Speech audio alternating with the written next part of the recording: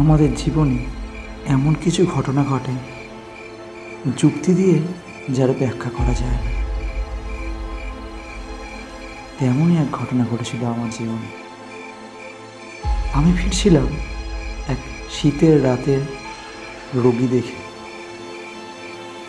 রাস্তার দুপাশে ছিল ধুধু মাঠ, যতদূর চোখ যায় কোনো বাড়ি ঘরের চিহ্ন ছিল না রাস্তার পাশে।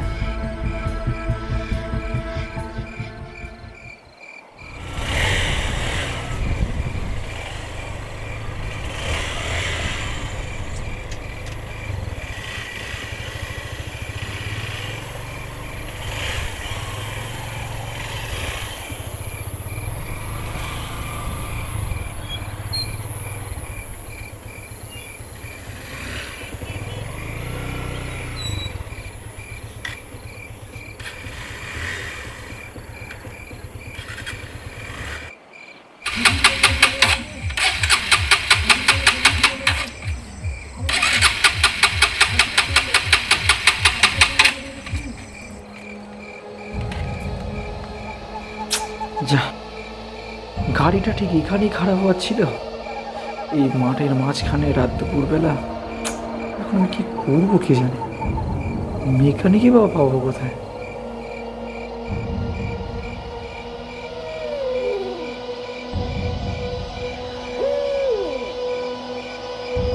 ডাক্তার বাবু, কে? আমায় চিনলেন না ডাক্তার বাবু? হ্যাঁ, কি ব্যাপার বলো। আপনাকে একবার যেতে হবে ডাক্তার বাবু, একজনের খুব অসুখ। কি অসুখ? জানি না কি হয়েছে, খুব করুণ অবস্থা। আপনি না গেলে বোধহয় বাঁচানো যাবে না। আপনি চলুন ডাক্তার বাবু। এই হচ্ছে ডাক্তারদের জীবন, কোথায় নিজের বিপদ সামলাবো তাই নয়, কি আর করা যাবে। আচ্ছা ঠিক আছে, চলো।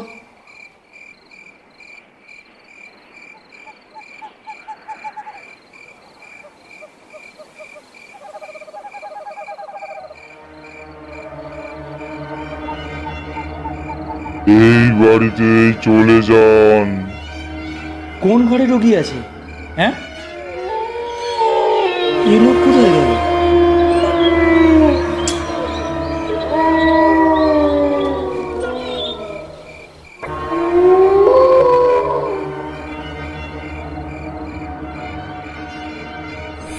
কে? ও, ডাক্তার বাবু এসেছেন, বসুন।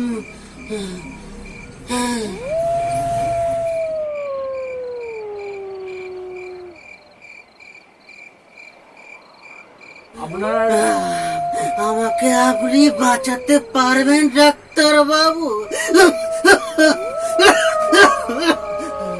কেন পারবো না? আরে কি হয়েছে আপনার যে বাঁচবেন না আপনি? তাহলে আমি বাঁচতেও পারি। হ্যাঁ, কেন বাঁচবেন না বাঁচবেন? আচ্ছা আমি তাহলে দেখি আপনার কি হয়েছে। আরে আপনি দেখবেন তো, আগে আমার কথাগুলো শুনুন। আচ্ছা বলুন, কি বলুন বলুন। যদি আমি মরে যাই তাহলে আপনার ফিসকে দেবে ডাক্তার বাবু? আপনি মরবার কথা বলছেন কেন? না, যদি মরে যায়। আচ্ছা যদি আপনি সত্যি যদি আপনি মারা যান তাহলে না ফিস আমি নাই পেলাম। সবসময় আমরা ফিসের জন্য রোগী দেখি না। ভালো ভালো, তাহলে পৃথিবীতে এখনো মনুষ্যত্ব বলে আছে। হ্যাঁ তা তো আছে, কিন্তু আপনার ফিসের ব্যবস্থা আমি করে গেছি। আমি যদি মরে যাই ওখানে একটা টিনের বাক্স আছে,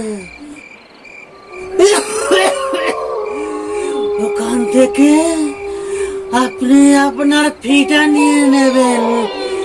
নেবেন তো ডাক্তার বাবু? আমার আর একটা কাজ করে দেবেন।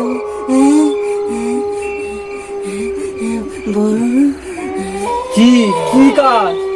ওই বাক্সে এই জায়গার উইল আছে, ওটা আপনি আমার ছেলেকে দিয়ে দেবেন তো ডাক্তার বাবু? 10 বছর আগে আমি আমার ছেলেকে তেজ্য পুত্র করেছিলাম।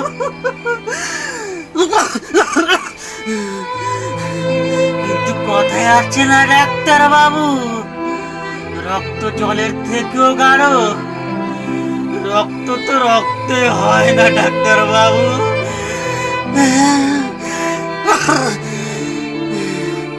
আচ্ছা এইবার দেখি। দেখুন।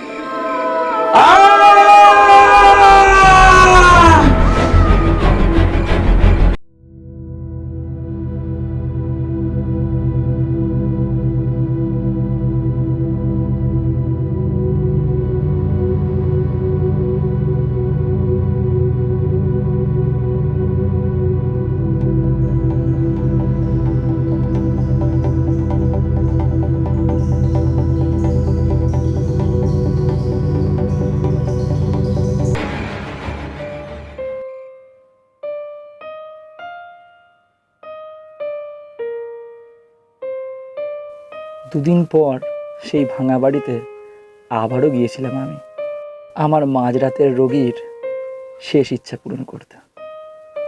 এখন ওই বৃদ্ধের ছেলেই সব সম্পত্তির মালিক। কিন্তু এই একবিংশ শতাব্দীর যন্ত্র সভ্যতার মাঝে দাঁড়িয়ে একজন বিজ্ঞান মনস্ক ডাক্তার হয়েও আমি সেদিনের সেই রাতের সেই ঘটনার প্রকৃত যথার্থ বৈজ্ঞানিক ব্যাখ্যা আজও খুঁজে পাইনি।